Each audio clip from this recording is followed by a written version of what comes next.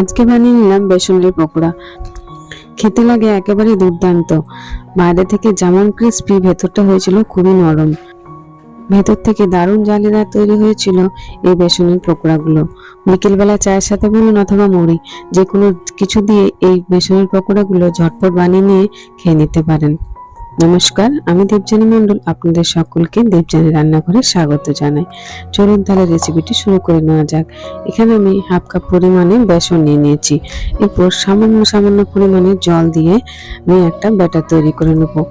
এই বেসনের পকোড়াগুলো আপনি কতটা ভালো বানিয়ে নিতে পারবেন তার উপর ডিপেন্ড করছে এই যে বেসনটা আপনি যেভাবে ফেটিয়ে নেবেন আর জলের পরিমাণটা কেমন দেবেন। জল একেবারে খুব বেশি দেওয়া যাবে না, তাই সামান্য পরিমাণে জল দিয়ে একটা শক্ত ডোয়ের মতন প্রথমে তৈরি করে নিতে হবে। তারপর একটু জল দিয়ে খুব ভালোভাবে বেসনটা একই রকম ভাবে ফেটিয়ে নিতে হবে।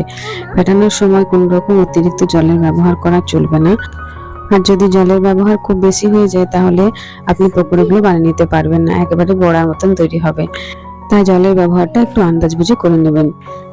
দেখতেই পাচ্ছেন প্রথমে খুবই মোটা ধরনের একটা ব্যাটার তৈরি হয়েছিল, তারপর একই রকম ভাবে ফেটিয়ে নেওয়ার ফলে একদম স্মুথ একটা ব্যাটার তৈরি করে নিয়েছি।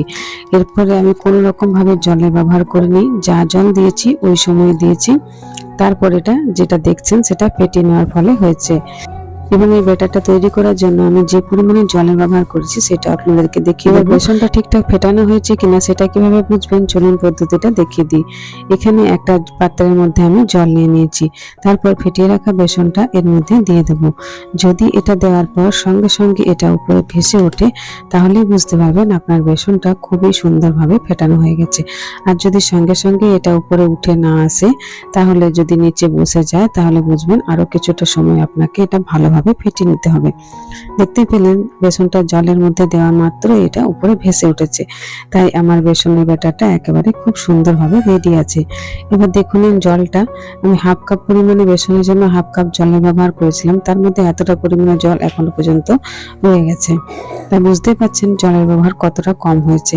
এরপর এর মধ্যে কিছু উপকরণ দিয়ে দিচ্ছি। প্রথমে সামান্য পরিমাণে গ্রেট করা আদা দিয়ে দিলাম।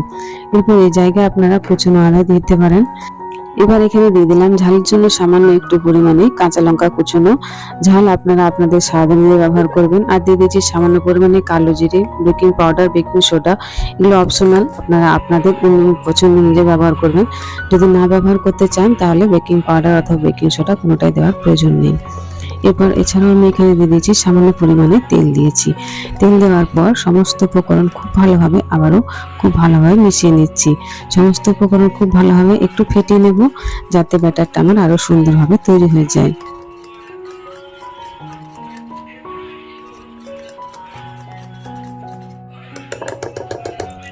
খুব ভালোভাবে উপকরণগুলো মিশিয়ে নেওয়ার পর এখানে দিয়ে দিচ্ছি স্বাদ মতো লবণ। অবশ্যই এখানে বলে দিচ্ছি লবণটা শেষে ব্যবহার করবেন। বেসনের মধ্যে সবার প্রথমে লবণের ব্যবহার করলে লবণের কারণে জলের পরিমাণটা একটু বেড়ে যেতে পারে। তাই সব শেষে আপনারা যখন ভাজবেন তার একটু আগে এই লবণের ব্যবহারটা করে তারপর সামান্য একটু ফেটিয়ে বেসনের ব্যাটারটা একটু রেস্টে রেখে দেবেন। এবার চলুন দেখে নিই কিভাবে এই পকোড়াগুলো তৈরি করে নেবেন। এরপর দেখুন এখানে আমি সামান্য পরিমাণে হাতে জল নিয়ে নিয়েছি যাতে ইজিলি এটা ড্রপ করা যায়। তারপর এরকম ভাবে নিয়ে এরকম ভাবে আস্তে করে এটা ফেলে দিতে হবে, যেন এমন ভাবে ব্যাটারটা তৈরি করবেন যেন এরকম যখন ফেলবেন সঙ্গে সঙ্গে চারিদিকে যেন ছড়িয়ে না যায়। এরকম ভাবে আপনাদেরকে ব্যাটারটা তৈরি করে নিতে হবে। এরপর আমি এটা 5 মিনিটের জন্য রেস্টে রেখে দেবো, যতক্ষণ না পর্যন্ত তেলটা আমি গরম করে নিচ্ছি। এবার এখানে ভাজার জন্য পরিমাণ মতো তেল দিয়ে দিচ্ছি। আমি এখানে সাদা তেলের ব্যবহার করছি, আপনারা চাইলে এটা সর্ষের তেলও বানিয়ে নিতে পারেন। এরপর একটু ড্রপ করে দেখে নিচ্ছি তেলটা খুব ভালোভাবে গরম হয়েছে কিনা। তেলটা আরেকটু সময় লাগবে গরম হতে, তাই একটু পরে আমি সমস্ত ব্যাটারগুলো এখানে ছেড়ে দেবো।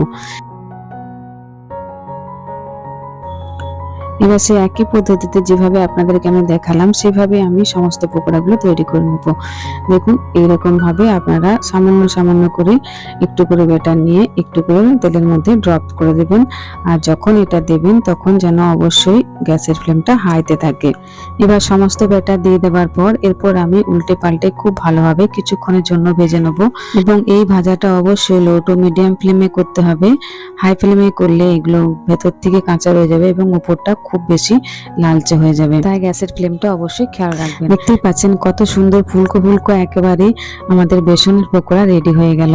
মাত্র হাফ কাপ বেসন দিয়ে আমি এত সুন্দর আর এতগুলো পকোড়া বানিয়ে নিলাম, তাহলে বুঝতেই পাচ্ছেন যে কত সুন্দরভাবে আমি বেসনটা ফেটিয়ে নিয়েছিলাম এবং বেসনের ব্যাটারটা আমি তৈরি করে নিয়েছিলাম। এরকম ভাবে আপনারা যদি তৈরি করে নিতে পারেন তাহলে আপনারাও এরকম ভাবে ফুলকো ফুলকো বেসনের পকোড়া ইজিলি বাড়িতে বানিয়ে নিতে পারবেন। এর সঙ্গে দুটো কাঁচা লঙ্কা ভেজে নিলাম।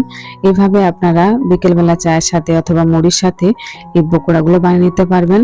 এই পকোড়াগুলো এমনিতেই হয় দুর্দান্ত খেতে, তবে আপনারা যদি চান এর মধ্যে সামান্য পরিমাণে পেঁয়াজ কোচানো দিয়ে দিতে পারেন। নিরামিষ দিন ছাড়া যে কোনো দিন আপনারা এটা পেঁয়াজ দিয়ে বানিয়ে নেবেন, এটা আরো স্বাদ হবে, দুর্দান্ত হবে। এভাবে আপনারা অবশ্যই একবার বাড়িতে বেসনের পকোড়া বানিয়ে খেতে পারেন। যখন দেখবেন বাড়িতে পেঁয়াজ নেই অথবা পেঁয়াজ ছাড়াও কোনো কিছু খেতে ইচ্ছে করছে, তখন সামান্য পরিমাণে বেসন নিয়ে এইভাবে বেসনের পকোড়া বা বেসনের ফুলুরি বানিয়ে খেতে পারেন। আর এটা বানাতেও সময় খুবই কম লাগলো। দেখতেই পেলেন শুধুমাত্র বেসনটা ফেটিয়ে নেওয়ার জন্য যেটুকু সময় ব্যবহার করেছি, এর থেকে আর বেশি সময় কোনোটাতেই লাগেনি। ভাজতে খুবই অল্প সময় লেগেছে। আর দেখুন কতটা ক্রিস্পি এবং ভেতরটা কতটা নরম হয়েছে। আর দেখুন কত সুন্দর জালিদার এই বেসনের পকোড়াগুলো তৈরি হয়েছে। খুবই সুন্দর এবং খুবই টেস্টি এই পকোড়াগুলো তৈরি হয়। চাইলে একবার খুবই অল্প সময়ের মধ্যে এই বেসনের পকোড়াগুলো আপনারা ইজিলি বাড়িতে বানিয়ে সার্ভ করতে পারেন। তাহলে আজকে যদি আমার রেসিপিটা আপনাদের ভালো লেগে থাকে, অবশ্যই রেসিপিটা একটা লাইক, শেয়ার, কমেন্ট করবেন এবং চ্যানেলটি সাবস্ক্রাইব করে পাশে থাকবেন। ভালো থাকবেন। দেখা হচ্ছে পরবর্তী নতুন একটা ভিডিওতে। Bye bye.